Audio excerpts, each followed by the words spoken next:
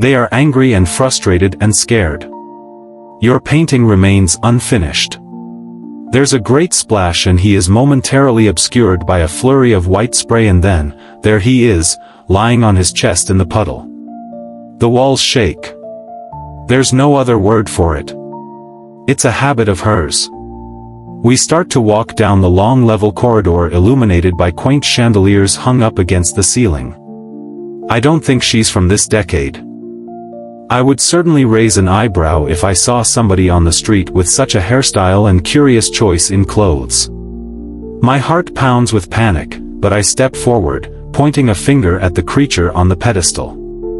It's a bizarre spectacle, but it's what we were expecting. So she'll be doomed down here.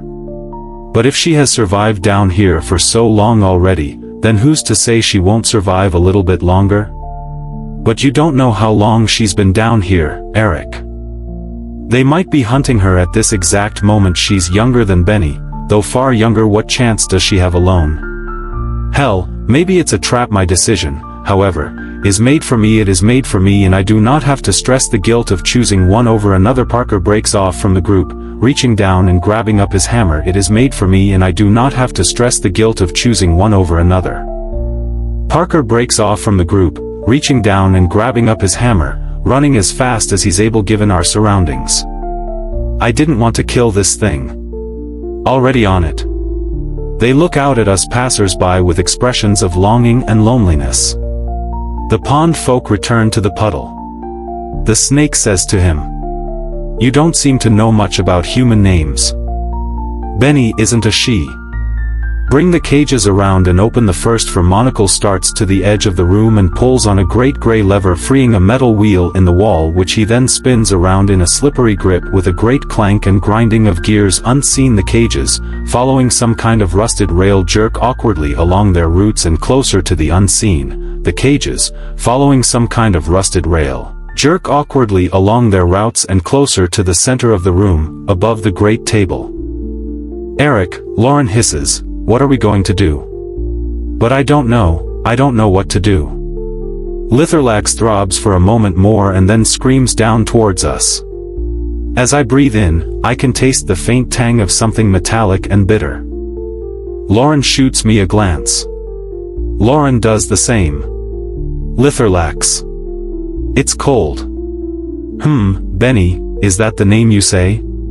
"Yes." The snake's tongue darts out and flickers before us. "If we go after Litherlax, then we will likely never see the girl again." "Fine. Permanent reminders of the children who dared to come down and face you, here in your lair." He panics and the illusion is immediately lost. He stumbles and slips in the water. We're going down after Litherlax. But there is no harassment today. We do not dwell on the rumbling that echoes behind and beyond the ornate walls. Movements catch my eye, but I can't tell if it's legitimate or a trick of our shimmering surroundings. He heads down the corridor to the left after the girl. Parker wipes a sheen of sweat from his forehead. He gives the band-aid on his arm a last rub, smoothing it back into place, and holds the hammer tight in his hand. We huddle a step closer together, us three warriors beneath the pavilion of the Westwood's back lane. What the hell is this place? He wonders aloud. We can keep them back for now, but they're coming. God forbid you lose track of your conquests. It's my turn to try. Who is your friend? Benny. That's a risk we're happy to take. A bat and a hockey stick. Blunt instruments. Time ticks indeed. He wields a hammer. You have wandered to your doom. Each of his hops might as well have been 10 paces or more. My heart rate settles just a little. Our weapons will do little against this thing. The grass-like weeds of the carpet waver in the thick wet of the breezeless air. He grumbles angrily to himself and rises to a stand, repositioning his cap. The water which mere seconds ago came up to his chest now barely covers his feet. Intruders. Lauren is reached for monocles, and the frog at last can contain himself no longer. "My lord," he croaks desperately, ducking to avoid the smack of Lauren's hockey stick against the wall behind him. Its voice is deeper than I would have expected for such a creature, and its tone is low and steady. "You have made a mistake in coming here, children," the snake tells us. Its tongue flickers out again. "Others have crept below in search of friends and family. You are not the first. Were they successful?" I ask the reptile. "In search of friends and family." He is bound by his pride. We don't know why and we don't know what for, but he takes them on their way home from school at night sometimes, and they never come back. We walk in groups for that very reason. Even the unpopular kids, the loners, we all walk in little squads. We make detours and take illogical routes to ensure that everyone has someone else beside them right up into their own street. Because of these measures, there aren't really any loners or unpopular kids anymore. She steps forwards and drops her hockey stick to the ground. But I lack the courage to take a knife from the rack in the kitchen. A curious thing for me to say, I guess, considering that I now stand at the entrance to the home of a monster. Litherlax swivels and pulsates, slithering his way back to the throne. His tail whips back and slams into the wall, leaving a dent into deep, dark stain. The snake adjusts his position and hisses from the back of his throat. His shadows are many in red, cast from the ruby chandelier that hangs overhead. Enjoy your victory while it lasts. I wouldn't try it, boy. Parker takes a step and then another, and then with a splash, his foot comes down into the water at the edge of the puddle. Lauren stirs beside him and a shiver of goosebumps shoot up across my arms. They are sneaks, arrogant and stupid. "I'm sorry," he says at once. "I'm just nervous is all. I may be large, but I am the quicker by far." "Who knows?" Parker eventually snaps. Viscous red shadows are thrown from stone ornaments against the walls. Litherlax's voice drops an octave. "It's obvious, really, when you think to look.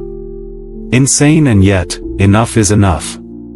He starts to splash back towards us as he drips from the front of his shirt. "I'm sorry," he says through the rain. "It was harder than I thought it would be." "It's okay," I reply. "You lost focus is all. You have to forget the water is there just to keep going down.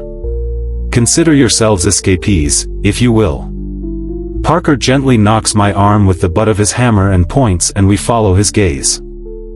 A short squat figure facing away from us, hums softly to himself in the corner of the dining room. The floors are clearly carefully maintained and often trimmed. I lean in closer.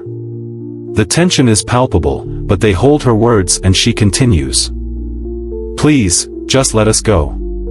He raises his head to the ceiling, quivering as his sucker-like mouth throbs in pleasure.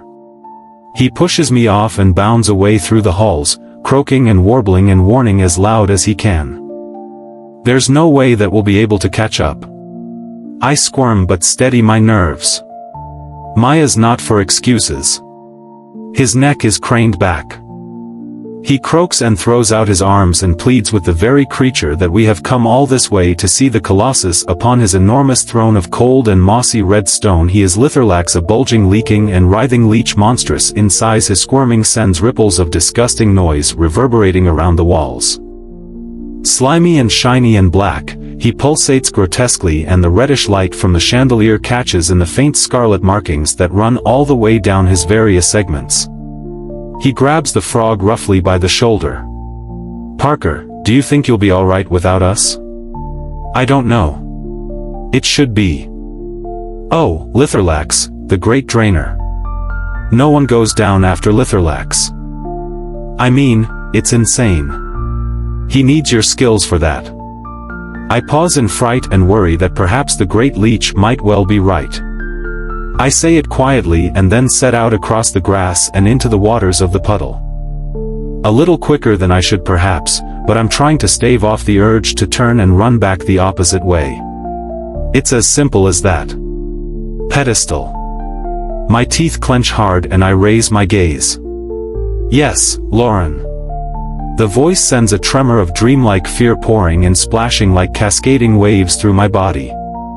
I stumble and slip, crashing down with a grunt back into the water. The water that now is surely no more than a few inches deep.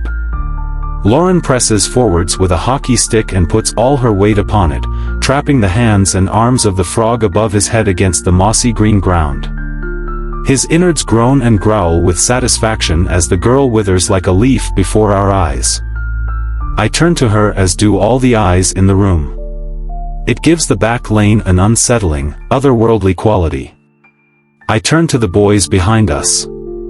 He doesn't know for sure, please, Lauren urges, stepping forwards and taking his slippery hands in hers. Just let us go. Just this time the nude does not respond, but slowly, ever so, as if fighting against his own instincts, he steps to one side. And following his lead, the others do the same. I lower my hand to give the snake a quick dry grimace. Lauren stands to my right. Litherlax, you liar. And I can see what you're thinking. Around the pedestal, it goes and goes, around and around until it is coiled upon its perch, staring down at us with two unblinking golden eyes. You are not the first. Were they successful? I ask the reptile.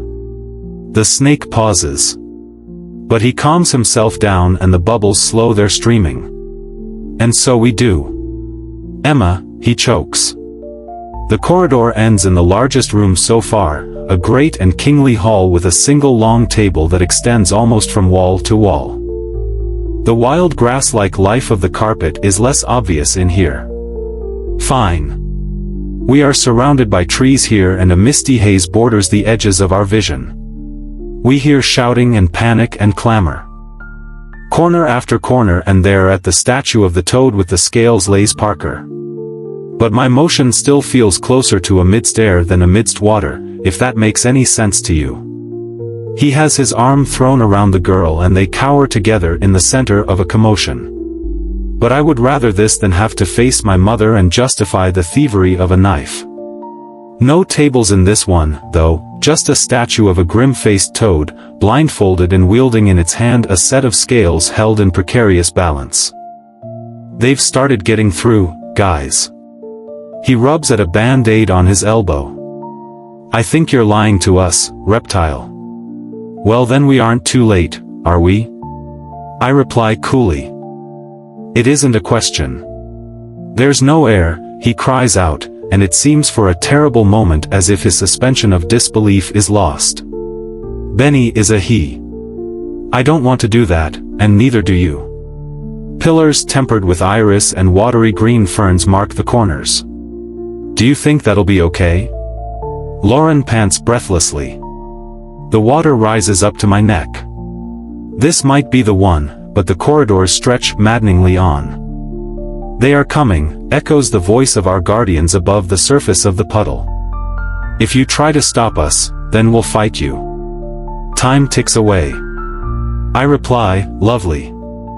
The thick green-gray of the carpet reeds and water grass is now almost waist-high, and it brushes wetly against us as we push on through the corridor, ignoring the occasional bursts of bubbles, dispelled from our movements through the undergrowth. The air is thick now, and heavy. The girl, does he mean the young one in the corridor? The one that Parker ran after? Our question is answered immediately, however, and we are wrong. Litherlax slithers round in a quick half-circle, his lower body thrumming excitedly as he reaches up to the high ceiling. The creatures look down to their hands, webbed in long and green and gray. He might be large now, but he relies upon the blood of his victims to grow, blood that he struggles to drain before his conquest is immortalized. The walls are a deep, rich red-brown, and the carpet is a moss-like green. Lauren starts to go after her, and then stops, pausing and looking to me. Your friend has been drained. You disgust me, Litherlax. Be as quick as you can, bro. Lauren starts to nervously hum a little tune. I look to Lauren, and she looks back and sees the determination in my eyes. But as she draws closer and closer to the bottom of the stairs, she cautiously opens an eye, and then another. Seeing me standing here as I am, she finds the courage to try breathing and finds that she is able to. This is so weird, Eric, she murmurs. Her voice is a little distorted. She walks across the grass-like carpet to the nearest wall and looks up at the paintings that are hung there. Have you seen these? I've noticed them but haven't studied them closely. They hang at regular intervals and trail all the way down both walls and into the corridor's far distance. It's one of the trio the kids tasked with guarding the pond. But he doesn't sound convinced. A puddle which really doesn't seem all that deep at all. Litherlax grunts and disconnects with a shower of droplets of blood. I lift a hand and examine myself. The sensation is a curious one, as my movements have definitely been dulled, and the objects caught in my line of sight waver ever so steadily. Litherlax roams these corridors. But I must admit, to make it this far to stand against such power and strength with such boldness, I respect that, as much as I might pretend otherwise. I do not understand how they found the strength to breathe. There's another child down here in this place. A small girl, maybe just over half our age, appears anxiously around the corner, one hand pressed to the wall as she looks us over uncertainly. We'll be on our way now. I clench my jaw. The painting, is it important? Is there anything more that we need to know? The frog stares back at me defiantly, silently, angrily. His middle is thickened and bloated and heaving, and the only distinguishing feature that differentiates his head from his tail is a throbbing distended ring coated in black ooze that now hangs menacingly above the quivering, pleading frog. But it makes no sense for monocles. It's subtle at first and it takes a while for us to notice, but after about 15 or 20 minutes of walking, it becomes clear that the carpet is longer than it was before. Even wilder, it sprouts up in places like grass or weeds like moss drifting in a river. As we walk, this weed-like grass rises higher. It reaches our knees as the corridor comes at last to an end, 40 or 50 minutes from the stairs. You compassionless monster. You can breathe. I turn over onto my back and push my hair from my eyes, spitting out a mouthful of pond water, panting, and I see them. His wet and pulsing mouth lowers closer to the anxious frog. I've cost us time. Anxiety rises. Parker tightens his grip on the hammer, a motion that makes noise. He's shaking down my back. But down the corridor to the left, there is a movement. Litherlax lives, the snake replies. Our run slows into a jog, even at full effort. The amphibian promptly squeals in distress and is shoved to the ground. His paintbrushes go clattering to the floor and the sharpened side of Parker's hammer is pressed against his neck. Parker mutters to my left. He panics, spluttering and choking. My innards clench in revulsion at the sight that lies ahead. Easier said than done though, obviously. I think to myself as my heart pounds in anticipatory fear. The rumbling that echoes behind and beyond the ornate walls drained. Lauren murmurs after a while, "That's what the snake said." Well, the snake was lying, Parker replies. If he had actually seen Benny, then he wouldn't have fallen for Eric's track. No, Lauren says, I mean drained. Like, what did he mean by drained? Parker has no answer. Probably best to not think about it. I can't believe that we didn't see them sooner. And he can't get his meals if the paintings are never completed. As much as you might want to, you can't eat us now, can you? You just can't. Because we haven't been immortalized as portraits, as trophies for your gallery. I sit quietly as the kids in the portraits watch us pass by. God, I murmur through grunts. His breathing slowly syncs up with ours and gradually he regains control. A minute or more perhaps and the bubbles stop entirely. I open my eyes, and I come to the bottom of the stairs. I feel nor hear no bubbles come rushing from my lips, so I try for a cautious intake and find that I am able. I open my eyes, and I come to the bottom of the stairs. Running from corridor to corridor as the general roar and rumble that one associates with crowds grows louder and louder ahead. Every kid north of the river knows it as such. The remaining teenagers stare with their mouths wide open as the two emotionally embrace, and it becomes clear to me that the two are siblings. Let's get moving. Parker pauses for a moment, gathering himself perhaps, and then calmly and coolly he continues his walk. The rain splashes on the peak of his cap. Intruders in my hall. By the time that the painting is finished, the boy will be drained. Lauren, I say, pin his arms. Parker stands to my left. Unhand me, filth. He cannot paint for himself his trophies. The walls further ahead through all the visible open doorways are bare. It is his voice, I'm certain, as it surely can be the voice of no other. Benny's fine. Hey, it's alright, I say to him. The one in front of Lauren and I is of a girl, about 12 or 13 in age. I jump for him, but the creature is too slippery. The implication is clear.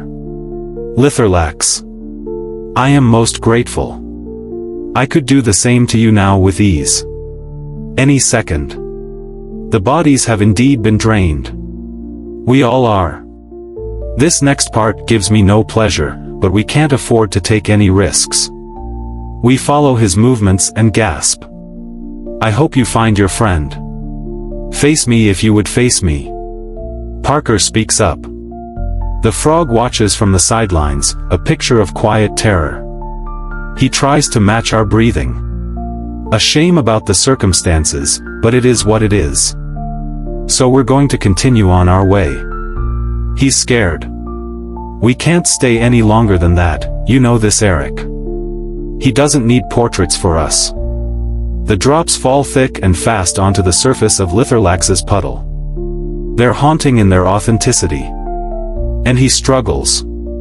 I keep pace, fist clenched, breathing steady. And down I go, step by step. A person, a child. Parker starts to freak out as the water reaches his chest, and I don't blame him, to be fair. A low-grade weapon, to be sure. They are sneaks, arrogant and stupid. I am afraid you are simply too late. Litherlax dawdles not. That's why he can't bring himself to drain me, and his pride will be his downfall. Litherlax bubbles in frost with indignation, turning his full attention to me as Lauren steps slowly but deliberately around him, past the table of bodies and steadily over to the wall.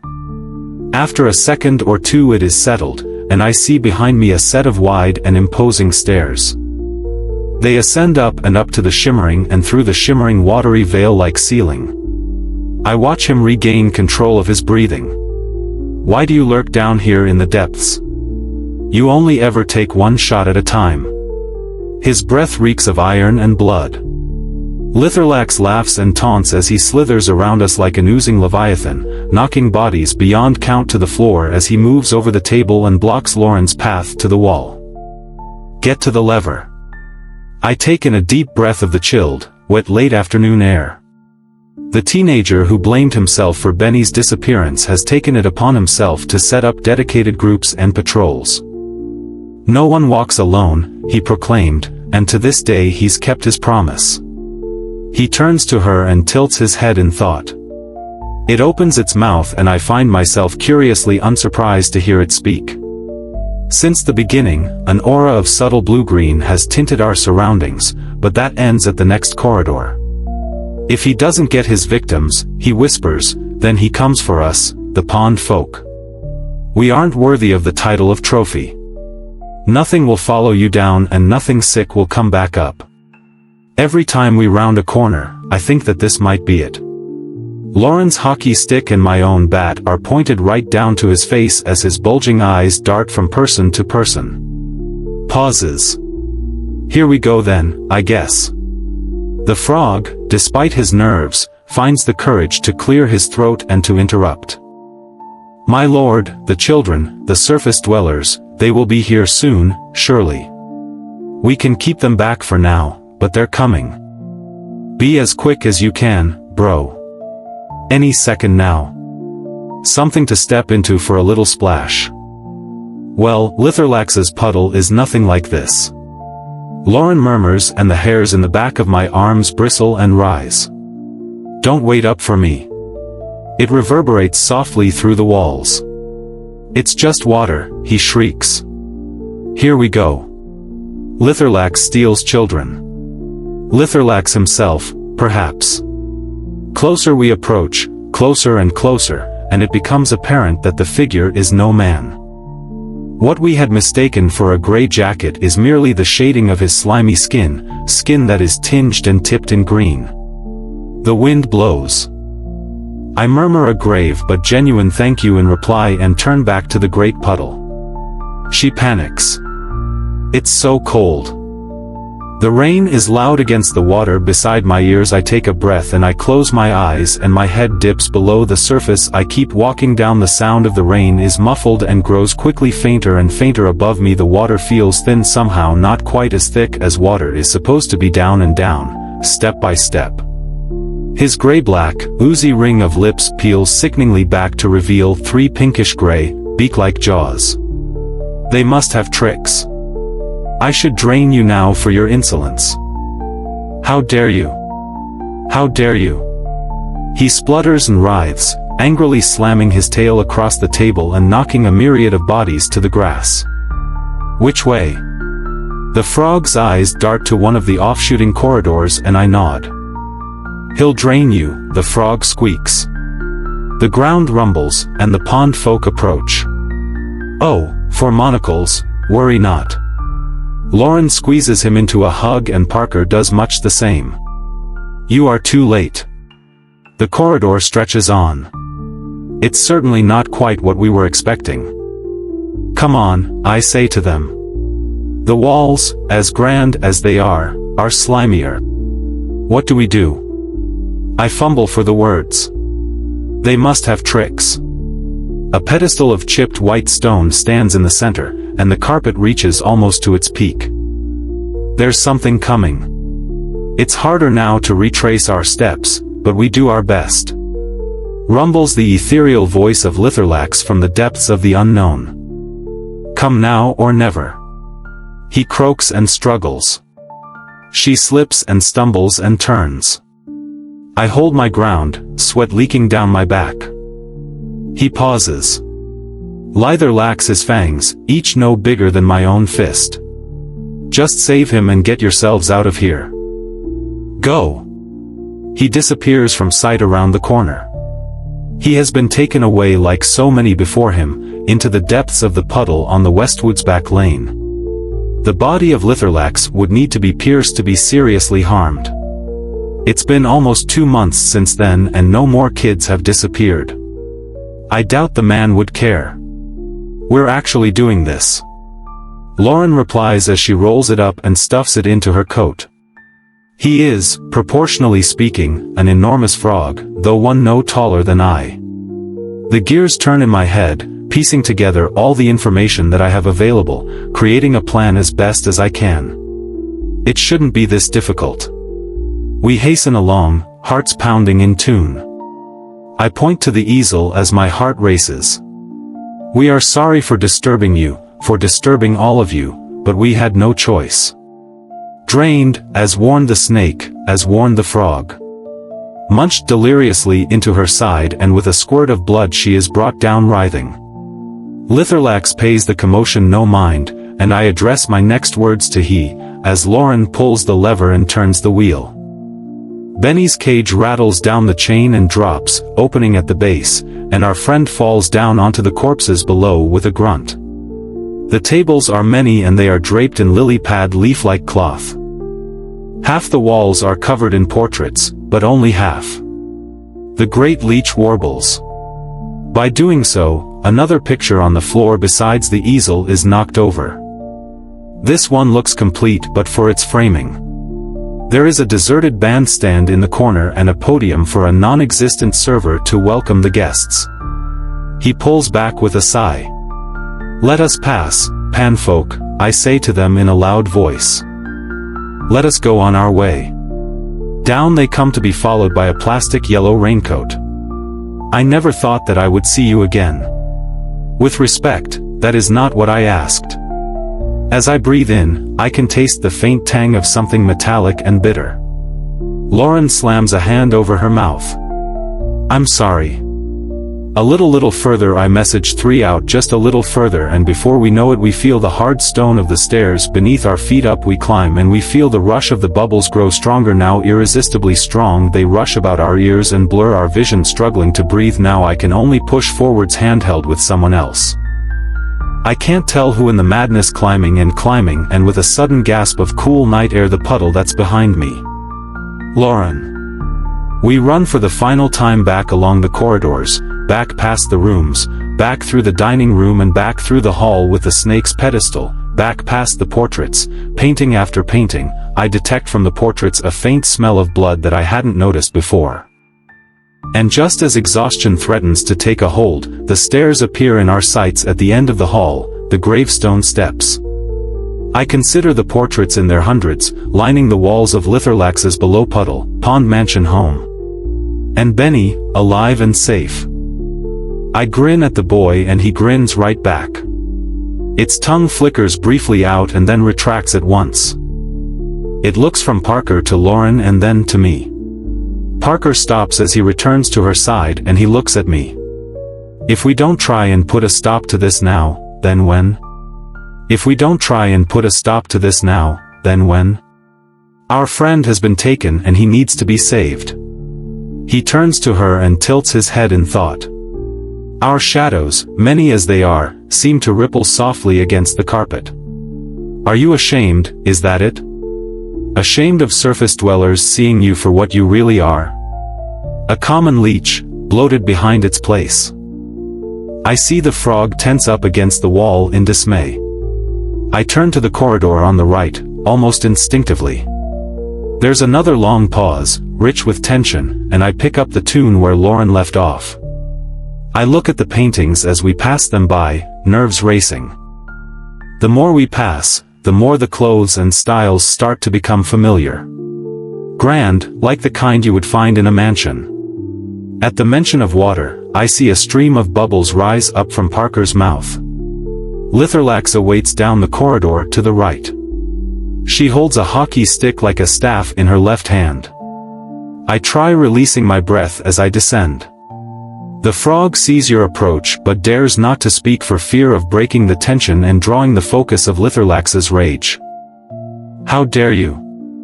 Litherlax blusters, his body bulging and his head dropping almost to my level, his sucker-like mouth pulsating angrily, leaking ooze to the floor by my feet. I smelled the surface dwellers the moment they arrived. Eric? Lauren asks desperately. We just run, us three, back the way we came. He laughs. He chortles and his segments shiver and quake. The frog's throat swells anxiously, throbbing.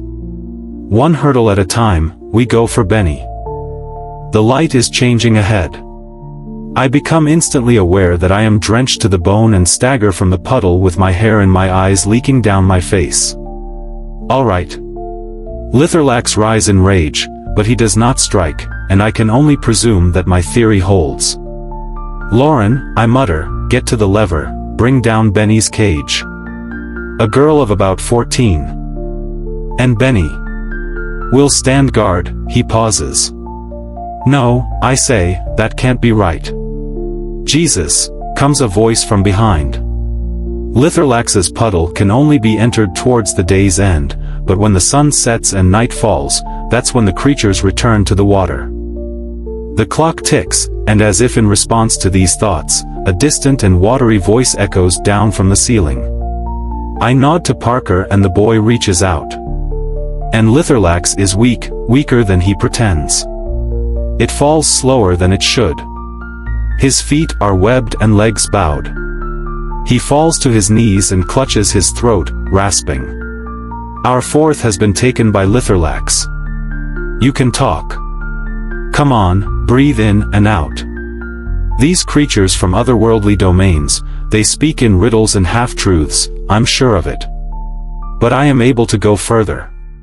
She does so wordlessly, and I can almost feel the flood of regretful, immediate guilt flowing out of Parker and into the hall. I grab Lauren by the sleeve of her raincoat and drag her to the right, and together we run in desperate pursuit of our friend, and the monster that took him below. But this is not the voice of any of the teenagers up above, of the trio guarding the puddle, nor of any low frog or snake. This is a voice much lower, much darker, much angrier. Sprawling and vast, it covers an entire stretch of the aforementioned back lane, overgrown and bordered with mossy green rotted fence, and it's always there, always, even at the end of the warmest summer days, the hottest driest summer weeks. The puddle remains, it never shrinks or evaporates, and when it rains it bloats and swells to truly monstrous size. Like a lake more than anything else. Look, I don't want to fight you. She's the best of us. She would never let herself get drained. Lauren and I exchange a fearful look. It comes up to his knees and then to his waist, and still he descends. To do so at first, it causes him great distress. He had found her. Come meet your end and be done with it. Respect is a two-way street, you disgusting leech. They are all children and they are all long dead. I smell your blood, children of the surface. Tell not. And the only one of us with a weapon of any sharpness at all is Parker, who chose the path on the left. Litherlax rumbles and he draws back, ooze leaking from his ring of lips and onto his throne with a splatter. Guys, Benny begins, his voice rich with gratitude and surprise. But there is no time, not now. If he can't get his meals, he will shrink. The voice of one of the sentinel trio up above and guarding the puddle. Her eyes are screwed tight shut and she's clearly holding her breath. He screws his eyes tight shut in concentration. Turn tail and return to the surface. This is how far Parker was able to get. The types who enjoy harassing others for their own amusement. The frog is here too, beyond the table at the far side of the room. Bubbles drift up from the disturbed grass to the misty ceiling, and I do my best to ignore them. Parker is unarmed, and after another second of scanning the crowd, it reveals his hammer is held tightly in the hand of a newt, raised and poised as if about to strike. The newt along with his comrades turn to regard us, his yellow eyes bulging, his pupils narrowing and widening with uncertainty. Intruders.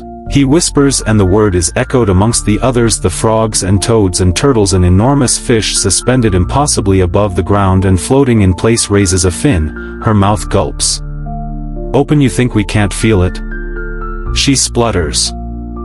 The tension in the water. Litherlax is disturbed and it's all your fault. Who will he take out his anger upon?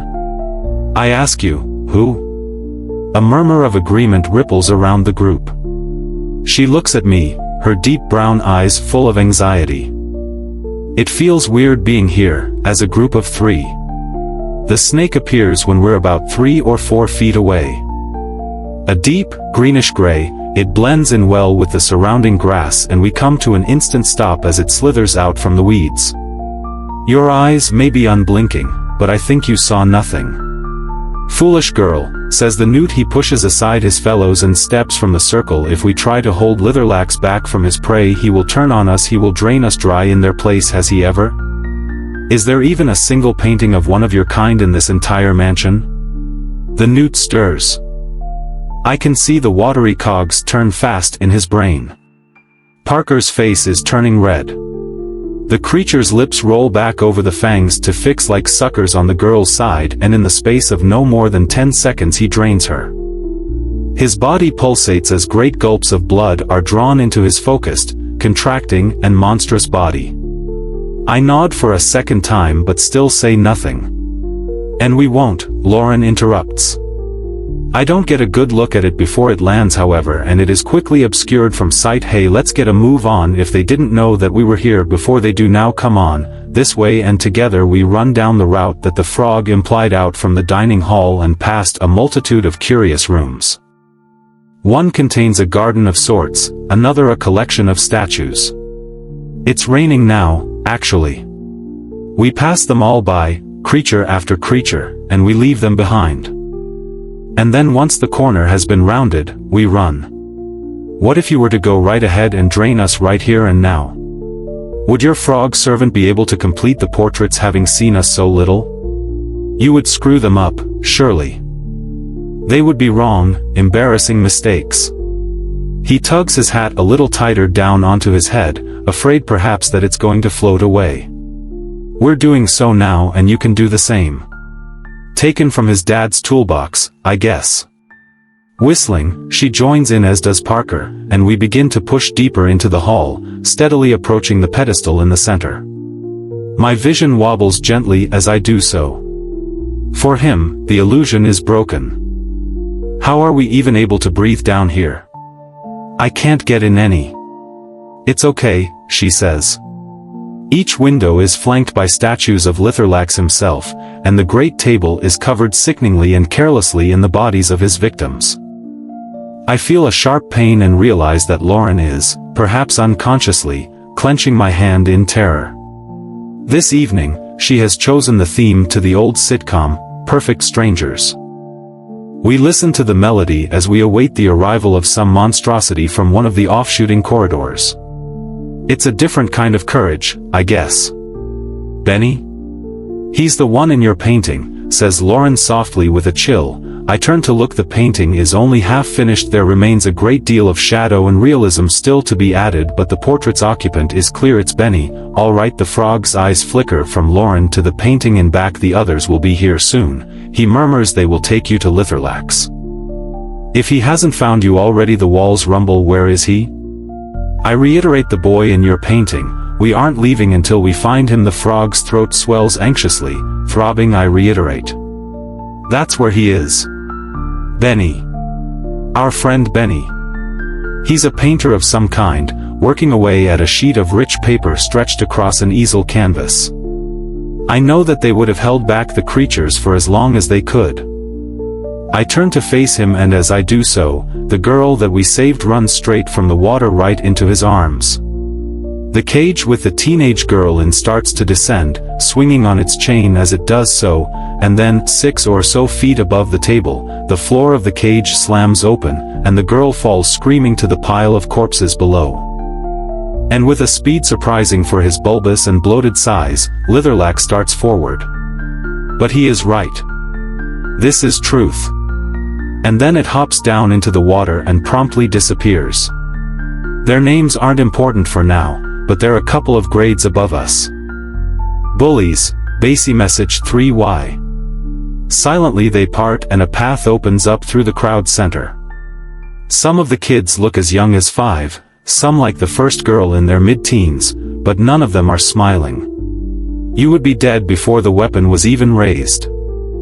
Have you seen our friend? Lauren interjects, her soft tone diffusing the tension by a degree or two. She is gone. His name is Benny. Turn back, lest the same fate befall the 3 of you. The painting, and indeed all the paintings by the look of it, are of children. We raise our heads as the statue before us starts to shake. Lauren murmurs in reluctant agreement. And his tongue darts out from his mouth like a fist, slapping wetly into Parker's eye. The boy cries out and reaches up for it, freeing the frog's neck from the hammer. Her reasoning is that characters in horror movies are never taken or killed while singing an upbeat tune. The frog shifts and kicks out, knocking Lauren back with a powerful leg, and with a sharp retraction of his tongue, he's free. A voice rumbles through the walls. The girls. By the time the painting's finished, the boy will be drained. I try not to react as I feel my foot come down lower than one would expect into the shimmering water, reflecting gray of the overcast sky up above. He swivels and his dark, wet mouth now points precisely this way. My blood chills in its veins. They are already here. Litherlax darts suddenly forwards, and with a burst of adrenaline, Lauren and I scramble to the side, running out into the hall as Litherlax knocks into the statue. It totters, but does not fall. Surface dwellers, victims to be, how good of you to deliver yourselves to me.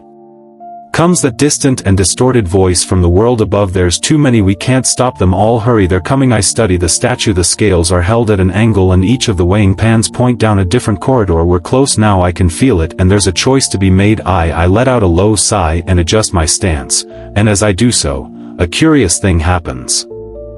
A trickle of bubbles escapes my lips and drifts up high, where they are lost in the shimmering light of the ceiling. A ring of creatures surrounds them. Eric. Comes the faraway voice, and we pause to listen. Do it, Lauren, I shout to her, keeping my eyes firmly on Litherlax. There's a pause as both Parker and Lauren stare in horror, and Parker drops his hammer in fear. A small, shallow patch of water at the edge of a path, maybe. "Hey, are you okay?" I messaged 3 out to her. Did they save their friends from Litherlax? For this creature is not the great he. Tell me at the least, did you finish the portraits? Are they ready for hanging in my gallery? For monocles, the frog squirms from leg to leg. I finished the first, Litherlax King. Benny's fine. He worries that he'll never be able to truly repay the debt that he owes us despite our constant reassurances that he owes us no debt at all. And Litherlax, I do not know if the pond folk ever conducted their uprising, but the seeds have at least been sown and no one's seen or heard from him since. I reach out for Lauren's hand, and I haul Benny up to his feet by the back of his shirt. And together, we back our way out from the hall. That will do then, for now. I read her mind in the expression. We slow to a cautious stop, hearts pounding, and creep around the final corner, ducking behind a statue of an eel, coiled and silent. Their eyes look blindly out at nothing from the hollows of their heads. They are little more than veinless skins of white and gray, pulled taut across the skeletons within, piled and sprawled across the tablecloths from end to end. It's his pride. I feel the rough, wet, stony earth of the ground against my hands beneath. I'm sorry, I say, but your painting, is it connected to the fate of the children? The frog does not respond. The ever-present threat of our limited time presses against the back of my head. Who? He stutters his words. They will tear you apart as pond scum and feast upon your bones. So go to them and reap your reward. The air once again seems thick, far too thick. I tighten my grip on my baseball bat. The girl's corpse tumbles from the table to join another on the grassy floor. The frog struggles, but Lauren presses the hockey stick against his slippery green skin, and Parker adjusts his distribution of weight. Do not see how I drained my latest meal. Some as big as me, some smaller, some larger. Parker turns to us at the sound of our approach, bruised and jaw-clenched tight. We'll kill you if we have to, slave of Litherlax. About 7 or 8 feet into the puddle we watch as he starts to descend. As if marching down unseen steps, he sinks lower and lower into the water. It's curious how it comes and goes. What can you hope to achieve in my halls, children? You are outmatched and outclassed. Whoa. Grab that painting. Another truth for you. And we're close now. Faded blue, gone gray with age. He wields a hammer, faded blue, gone gray with age. He pauses. The corridor opens and widens into a great hall. His mouth does not move in time to the words, rather they seem to seep from the membrane of his very skin. Lauren and Parker, and the girl that he had rescued from below. They both do, her and Parker. It is too late. The water rises up to my knees, step by step, up to my waist and then up to my chest. Water. Parker, Lauren, and I crouch down beside him. Cut it out already, Lauren. Litherlax lives in the puddle on the Westwood's back lane. Litherlax sees, raising himself up to his full height, but I continue, fists clenched and legs shaking. We aren't so different, really, we aren't. The frog whimpers in dismay. I'm sorry, I'm so sorry. I should have come for you myself if I had any idea that you would still be alive. He trails off and breaks down into sobs, and we watch as the moon appears from behind a cloud bathing the dripping girl and her brother in its cool and silvery light. Movement to my right catches my eye. I look down to the grass. There sits a little frog. It regards me in silence, its neck swelling and contracting, the light of the moon shining as sparkles in the corners of its eyes. The air seems to grow thicker as we run. Don't. We'll keep you safe. Parker had made his way down the stairs now. He just doesn't know. The disheveled nature of her hair and clothes is made briefly clear and she disappears away. Come back, Lauren shouts, but the girl does not. Bubbles start pouring from his mouth as he gasps. They did their best. If he has eyes himself, I cannot see them. I know all of this already, of course, but I allow him to speak. We'll stand guard here until the sun sets. What are you doing here? He blurts. I step up beside her for a closer look. There are windows in the wall, the first that I've seen, but beyond the colorful stained glass is only gently swirling watery mist. He fell for the trick. He clutches tight to the girl's hand, and the five of us quietly make our way through the pond folk. A couple of truths for you before I begin my story. I have no desire to, and probably wouldn't if it came down to it. But if scaring him will make him tell us where to find our friend, then so be it. The girl cries out in panic, bubbles pouring from her mouth as she throws up her hands in meager defense. But she stands no chance. With nerves of steel, we creep through the room, the sound of our slow movements dulled by the thickness of the air around us. The snake uncoils a little, slowly lowering its head a few inches closer towards me. I stand my ground with both he and I notice the adjustment of the hammer in Parker's hand to my left. The creatures have begun their crawl to the water. You may be spared the fate of my power, children of the surface, but the pond folk will have you. I feel it on an intuitive level. Please. In cages colored in the same patterns at the ceiling, hung from great long chains, are two children. I glance from corridor to corridor and at the statue between them. Benny's braver than all of us. The boy in your painting, we aren't leaving until we find him. The plan still holds, they say, and she gives me a brief, almost imperceptible nod. I sidestep away from her, throat wet and moist with the thickness of the air, and I force out a string of taunts. We do what we have to do, child. Hot and blood-rich, watery air sent blasting across our faces. The corridor rounds a corner and ends abruptly at a dining room of sorts. Which is nice, I guess. The girl clutches tight to his arm.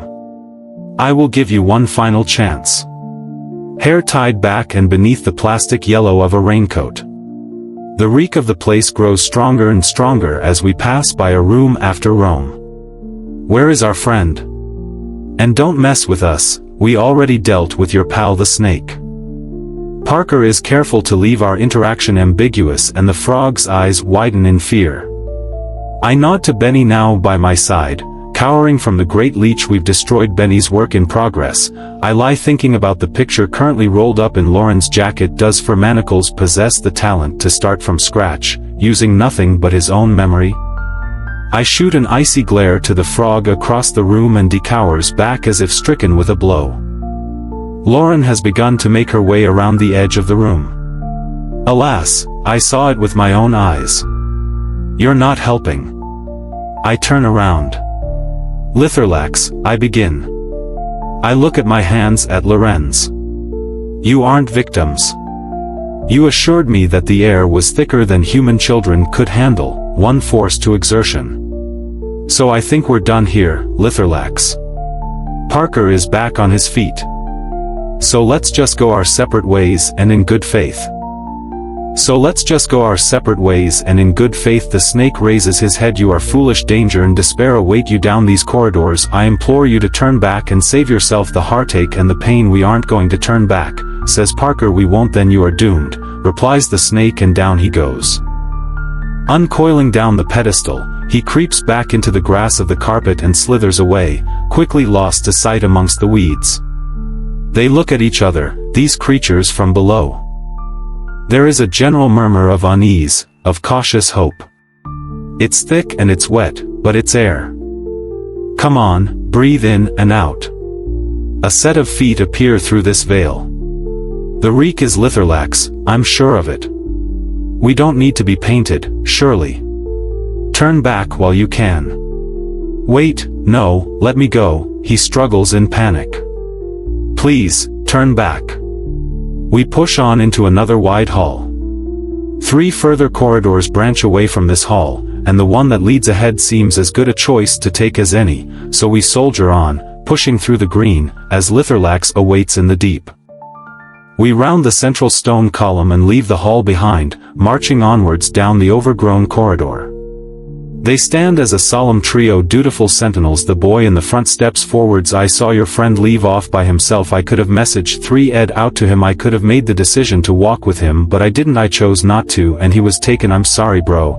I'm sorry to all of you. I nod and return, but say nothing as the rain falls fast all around. I know what comes to mind when I use the word puddle. Does he see himself in the place of the girl, perhaps? I do not know. Litherlax gorges for another full minute, draining the girl of every last possible drop. It becomes harder and harder to push our limbs forward and onwards. Ahead stretches a long, straight, and wide corridor. Turning back over his shoulder, he shouts, "Go find Benny." What if we were to break your hands, huh? What if you couldn't finish the portrait? No, shrieks the frog. Turn around now and never come back. This sudden change in demeanor sends my alarm bells ringing. I don't buy it for a second. This supposed random compassion, this creature who steals children from the surface, he who drains them of all their blood and leaves them strewn about his halls. I have seen his speed and his strength. Yes, I don't doubt that he has the power to drain me in seconds if he so chose, but he hasn't, has he?